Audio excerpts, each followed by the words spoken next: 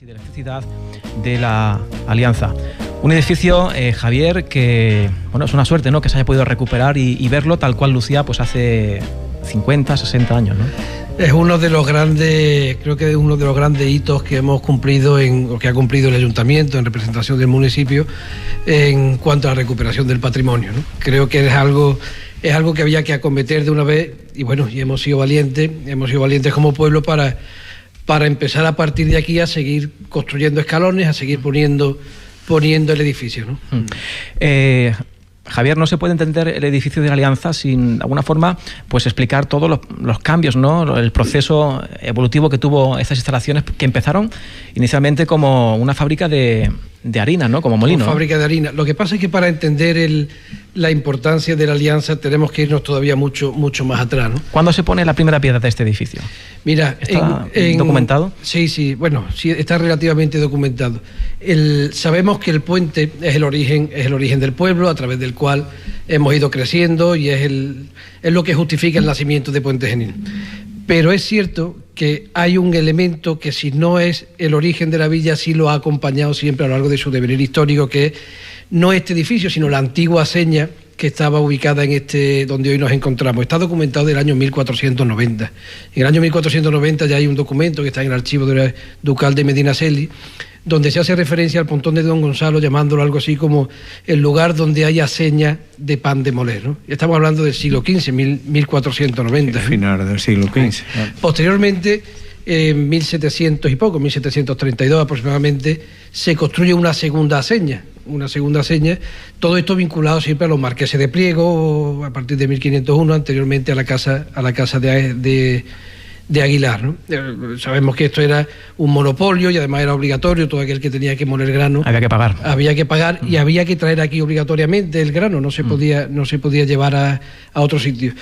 Podemos comentar si es la diferencia entre aceña y molino, porque nos va a interesar a los efectos que estamos hablando. Una aceña es también un molino, lo único que pasa es que los sistemas de aprovechamiento del agua para la molienda son diferentes, mientras que la aceña consiste en colocar una rueda vertical sobre el agua con unas paletas que el río va moviendo aprovechando su fuerza.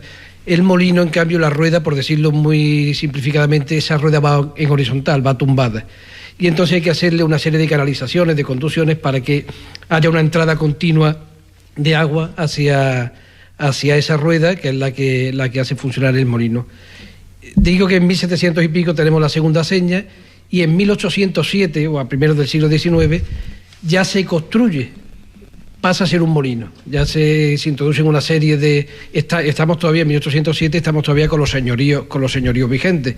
Posteriormente, a la década de los 30, desaparecen ya los señoríos y los propietarios del edificio, que eran Rafael Reina Carvajal y su sobrina Dolores Carvajal Ortega Villalba, se alían en 1878, constituyen una sociedad con Leopoldo Lemonnier, del que luego podemos comentar algo, y entonces constituye una sociedad regular colectiva llamada San Cristóbal para la construcción y explotación de una fábrica de harina. ¿Y en qué momento se convierte en fábrica de electricidad? Porque por lo que tengo entendido fue una de las primeras de toda España, ¿no? Eso es posteriormente. En 1888 se constituye la compañía Baena, Jurado y compañía. Durante 2 años anteriores lo había tenido arrendado un señor de Málaga, Jacinto Robol García o algo así se llamaba, y en el año 88 se constituye esa sociedad, al frente de la cual se encuentra uno de los mayores y más importantes industriales de la villa, como era Antonio Baena Delgado, y en 1889 Ricardo Moreno Ortega, que venía de Alcalá la Real en Jaén, le propone a Antonio Baena aprovechar las turbinas de la Alianza, de la Alianza no es todavía, de la fábrica de San Cristóbal, para colocar una dinamo y producirlo. Año 89, Antonio Baena se lo propone al resto de sus socios no lo ven en absoluto claro, pero consigue convencerlo, prometiéndoles que en caso de que tuviera éxito el proyecto, instalaría luz eléctrica gratuita en las instalaciones de la fábrica y en los domicilios particulares de los accionistas. Y ya sabemos que el 11 de agosto de 1889, coincidiendo con el 40 cumpleaños de Antonio Baena, se inaugura lo que sería la central eléctrica, ¿no? Y entonces ya tendríamos en la misma fábrica de harina y fábrica de luz. Una fábrica de luz que, Juan, vaya que se tuvo éxito, ¿eh?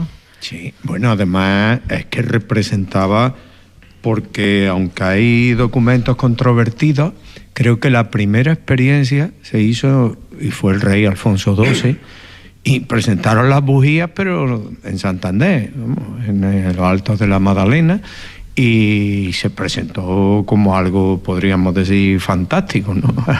Algo futurista. De manera que estas instalaciones no solo representaron una novedad, con unos medios bastante precarios, que revelan desde luego una inteligencia espectacular de este hombre, pero claro, en la conjunción que muy bien ha subrayado Javi, es decir, el ingenio, el conocimiento, aquí no hay nada de azar, y al mismo tiempo unos industriales que optaron, y creo que esa ha sido una constante en nuestro pueblo, por gente que se ha ido adelante, por delante, ¿no? Siempre, y sí. al cual le deberemos siempre esto que ha quedado todavía en Puente Genil. Una de esas personas es a la que precisamente ayer se dedicó una placa aquí en el entorno de la Alianza, ¿no? Un nombre importantísimo, ¿eh? Porque no solo fue por lo de la luz eléctrica, sino que en realidad dominaba campos que entonces casi eran proscritos, podríamos decir, o brujería, ¿no? Vistos, claro.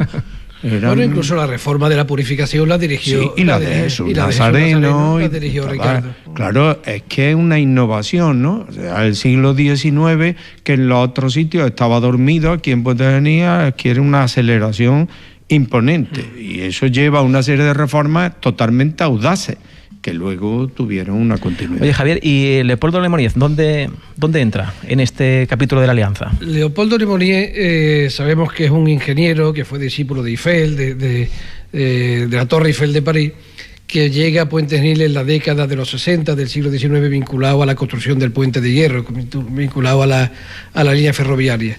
Se queda con nosotros, se queda en Puente Genil aproximadamente 25 o 30 años y deja su impronta no solamente en la fábrica de harina San Cristóbal donde nos encontramos, sino en la Casa de los Reina, al final de la calle Ancha, hoy propiedad de la familia López Reina actualmente. La reforma del puente de piedra, la configuración actual y la estructura definitiva se la otorga a Leopoldo Lemonnier.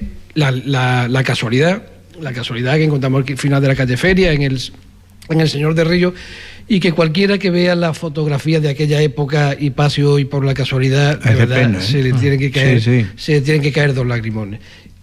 Perdón, Leopoldo Lemonnier debía ser un hombre extraordinario, incluso con sus socios. Este edificio en el que estamos, que es un edificio que tiene que ser de utilidad, un edificio práctico, realmente lo es. Esta turbina que estamos viendo aquí es de 1879, movía las 8 piedras de Morel, que eran 8 piedras francesas de 1,5 metros prácticamente de diámetro, pero movía también al mismo tiempo toda la maquinaria de la panadería y de la fábrica de fideos. A pesar de eso, no renunciaron a la estética en el edificio. Aun teniendo que ser algo eminentemente útil y práctico, vemos que tenemos los ladrillos que conforman el edificio principal, son de 2 colores, tienen un recercado de piedra blanca, de sierra piedra gorda, caliza, ¿no? Piedra de sierra gorda, igual que los pináculos que hay arriba. Las metopas con las que se coronan. Una especie de retones. La última planta, las ventanas, sustituye unas ventanas por unos óvalos. Incluso aquí dentro vemos que, siendo un espacio grande y siendo un espacio, él consigue hacerlo diáfano, él prescinde de pilares, de muros de carga, y fíjate que todo lo hace descansar sobre unas columnas de hierro, que además a lo largo de las 4 plantas del edificio van cambiando el diseño de los capiteles. Y entonces le da una sensación de ligereza, de amplitud, ¿no? de ligereza, y de verdad es creo que es una obra. Sí, es un logro para la arquitectura de la época. Y quizá dentro de la arquitectura industrial de Puente Genil, que caracteriza, pues se va redescubriendo por parte de muchos, este quizás será uno de los edificios más emblemáticos, más representativos, el más representativo, ¿no? Indiscutiblemente. Además por la ubicación. La ubicación estaba situada, es como si hoy no lo construyen en San José o en el Romeral, ¿no? Estaba situado, y entonces paisajísticamente incluso es que le da un valor importantísimo. Le da entidad.